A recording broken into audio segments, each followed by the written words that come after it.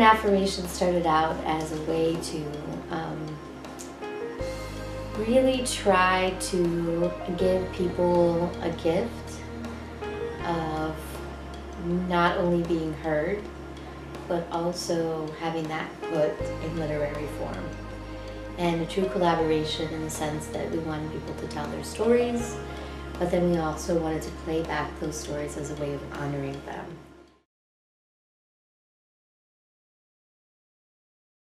Do you have children?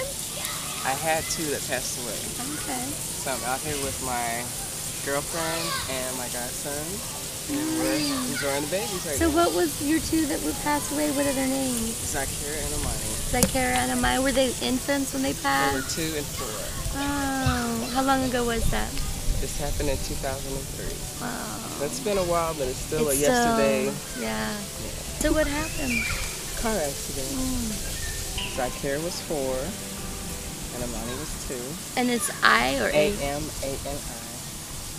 They're on me a couple of times, on my neck and on my back. So, what did you love about them? Tell me a story that, like when you think about them, that you... Everything. Like, they were just me in a magnified little person. Just enjoying waking up each day with them. It was... Do you still remember what they smelled like? They smelled like, what they looked, their smile. As soon as I woke up, they were right there. Good morning, mommy. Like in your face? Like right in my, Zakira was right. Good morning, mommy. Did you sleep well? I mean, articulate and just perfect. I mean, they were babies, but they were perfect. You know? So everything about them, I remember. Everything was good. Everything was perfect. So when are those moments that you now that you're having a relationship with them, but in a different way, because they're... You feel the wind right now? That's how I can feel them. When I'm sitting and I'm chilling and I feel a beautiful breeze, and I can smell them then too. It's like their essence just comes across me. So and sitting watching the babies too. Just, yeah. And so as a human being, what have you learned about yourself going through this experience that many people will say, you know, I just don't know if I could ever survive that? I'm still here, and you can never define strength, especially, I guess, when you're using it. Until you get to a point where you can look back and you can say, wow, I didn't fall down. And if I did, I didn't stay, you know, and I'm up now, and I'm out here, I'm above the ground, you know, so. Choosing life, breathe, choosing life. And there was a point where after I lost them, I didn't want life. You know, I did struggle for a little while, but I'm feeling good now. Life has got a better meaning now, and I can smile every day. It's not a problem. So, in my culture, I'm Chicana, we have a belief in 3 deaths. The death when your heart stops beating, the death when you're placed in the ground, and the 3rd and most significant death when there's no one left to remember. So just in this interview, they're like living and moving in this space and in the wind, you know what I mean? And yeah, it's one of those experiences that you really don't have a choice, right? You can't. I mean, and you know, if you believe, you know, and it's just what it is, and you have to believe or else. I got this poem right here. I remember your baby scent and sweetness, Zakir and Amani sleeping in my bed, mornings with wide-eyed children inches from my face. You up, mommy? The crash of metal and crunching car silenced life too soon. Now I hold your laughter and memories in the gentle breeze.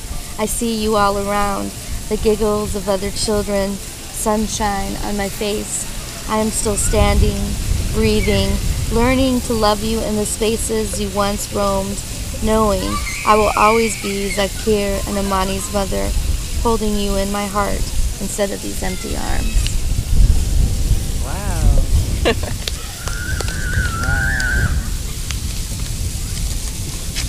Wow. Beautiful. Thank you. You know, just intuitively we decided to go to Fairground Park, and I think what was significant about that experience is how just open and vulnerable everybody was, how willingly they let us into this real intimate part of who they were. You know, there was a woman who was recently homeless and was there with her sons, and we wrote her a prayer, and then immediately after that was a woman who had lost her son, and we wrote a poem for her, and a woman that we wrote an affirmation for, and when we read her the affirmation, she just wept. And then the man who had, I can't remember how many children he had, but he talked about his daughter's wedding day and what that meant for them.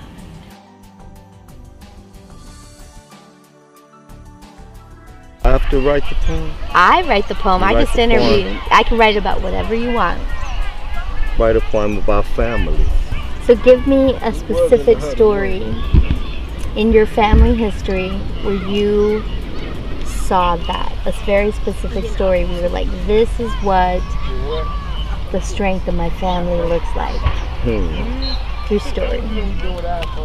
Probably was at my oldest daughter's wedding. I saw the strength of our family and the strength of the man who she married, the coming together of those two families.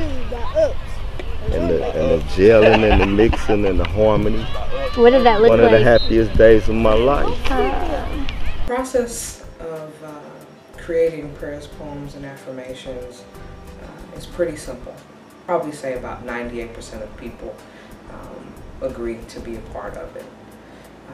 So at that point, we go ahead and film them as Elizabeth has a conversation with this person and asks them questions about, you know, why was it that you chose a prayer today? Or why did you choose a poem? Or why did you choose an affirmation? What would you like to have one written about? And then that's when the magic happens. That's when the person chooses vulnerability over anonymity. They were just this possibly invisible person to us. We'd never crossed paths before. And now they're seen. Not only are they being seen, they're sharing something profound, whether that profoundness is something rooted in profound sadness or profound happiness, because we film people who are really excited and happy about something. What color is your butterfly? Purple. Your butterfly's purple? Purple, pink, and blue.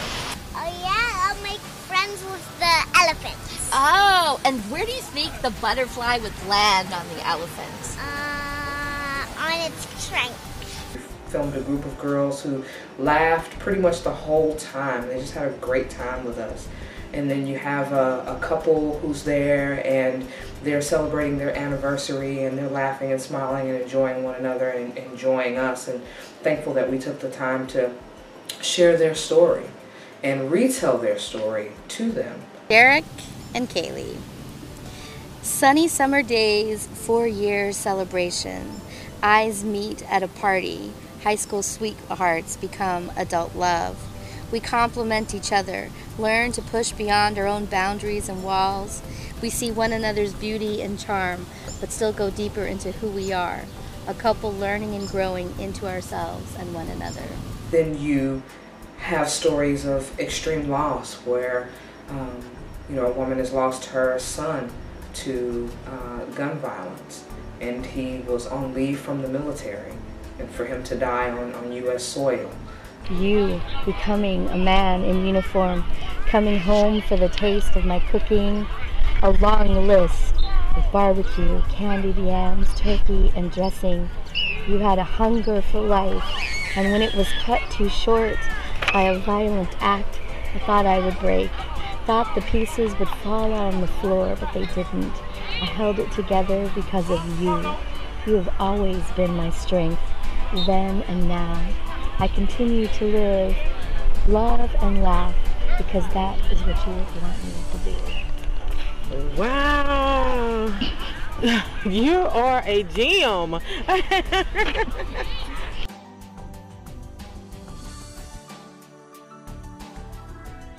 More protest tonight in a St. Louis suburb after a police officer shot and killed an unarmed teenager this weekend. The local police chief says the officer had come under attack. KMOV's Julian Johnson says many neighbors are not satisfied with that explanation. Angry protesters marched to the front door of the Ferguson, Missouri Police Department today demanding answers, just one day after a Ferguson officer shot and killed 18-year-old Michael Brown.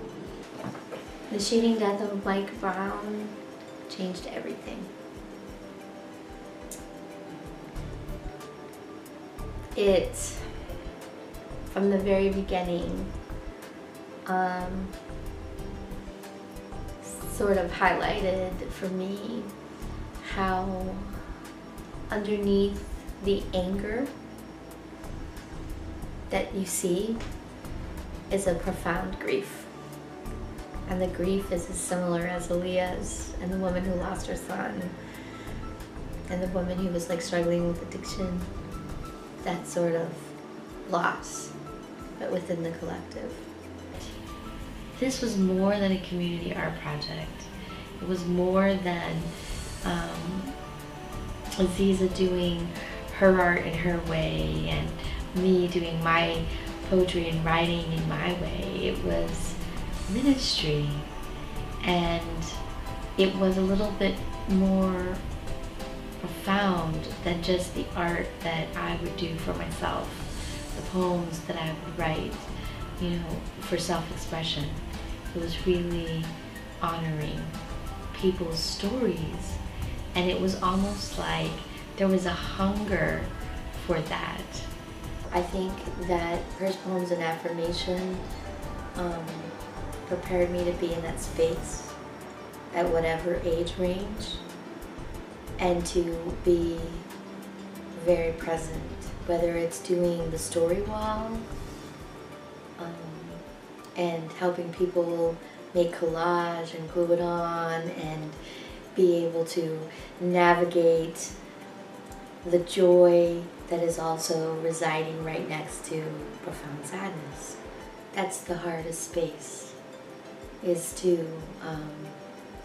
you know, when you have 3-year-olds that are talking about seeing someone dead in the street, or you have 7-year-olds that are saying things like, I don't trust the police.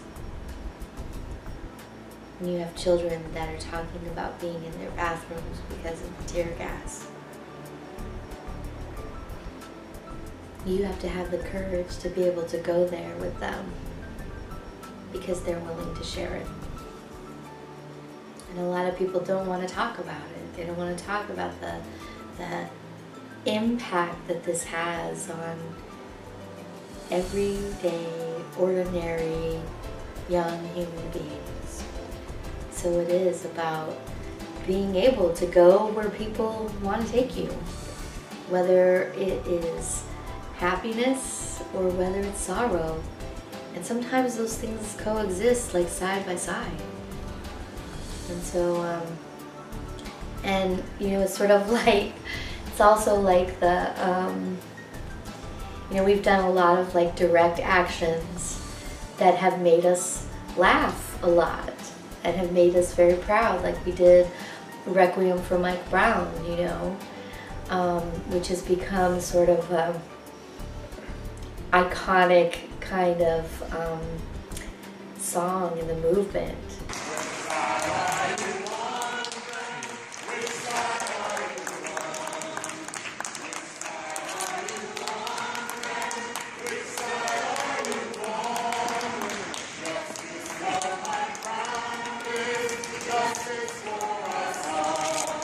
You know, we've smashed pumpkins and done mock newspapers, and those actions are creative and fun and also increase awareness, and they make us laugh at times. But underneath that is the fact that young people are dying in the streets. And so there's profound, you know, grief with that, and sadness at systems that won't move or change. simultaneously, you know, we're out here protesting the very idea and notion that the system needs to change, and it seems overwhelming. But then there's all these people that we've met that we've completely fallen in love with, that we would have never had the opportunity to meet had it not been for us meeting on street corners with protest signs and megaphones. So I think that really prayers, poems, and affirmations just taught me how to engage with people and the world in a much different way. Not a way where you steel yourself against something, but rather where you move through it, where you show your heart, where you allow yourself to be vulnerable, where you allow yourself to feel your tears. I have a lot of the young protesters that say, you know, they don't want to cry. And to me, it's about emotional justice, because our tears are a different kind of power. Our laughter is a different kind of power. It's the power of our humanity. The biggest question for prayers, poems, and affirmations is, where do we go from here? Clearly, our lives have changed significantly. There's before the Mike Brown shooting, and there's the after the Mike Brown shooting. And a sense of trying to regain this new normal in an ever-changing situation and landscape. At this point, we're still waiting for the grand jury decision, and some of the young protesters sort of become very close friends with, sort of describe it like being ready to go, be called to go to war, but not knowing when you're going to be deployed, and having that hanging over your head and the tension of that. So there is sort of a wrestling question in how we will do prayers, poems, and affirmations. But what is certain is that whatever incarnation that it takes, whether it is doing documentaries like Aziza's planning on doing with little docs, trying to help the children in Canfield have voice and document their story, or whether it's me working with young people who've been impacted by violence and helping them process that, and transform that into social change. From now on, all of our interactions with strangers and friends are going to be prayers, poems, and affirmations. Really simple. It's going to be being present, because that's what we're here for.